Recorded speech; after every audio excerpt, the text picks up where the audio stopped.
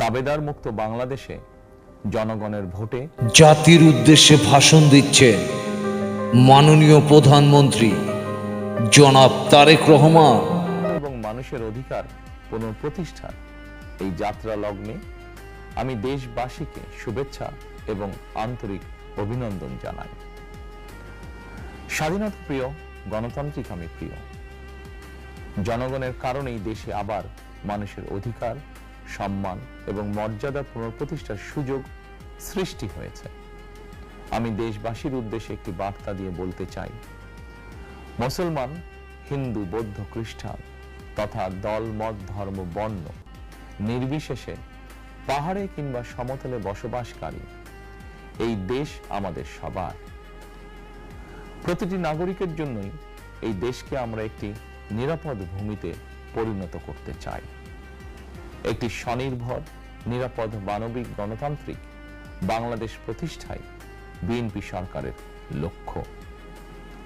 প্রিয় দেশবাসী, ফ্যাসিবাদের সময়কালে দুর্নীতি, দুঃশাসনে পর্যুদস্ত একটি ভঙ্গুর অর্থনীতি, দুর্বল শাসন কাঠামো আর অবনতিশীল আইন শৃঙ্খলা পরিস্থিতির মধ্য দিয়ে নতুন সরকার যাত্রা শুরু করেছে।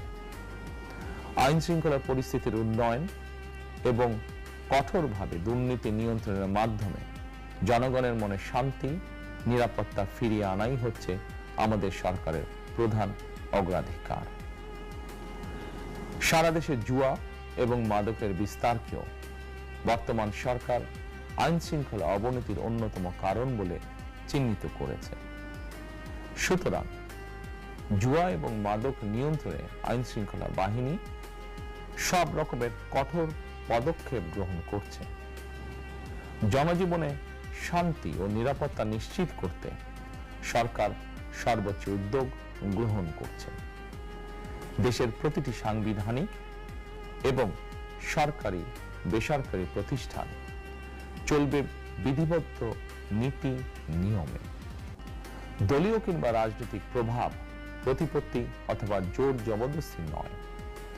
আইনের শাসনই হবে রাষ্ট্র পরিচালনার শেষ কথা।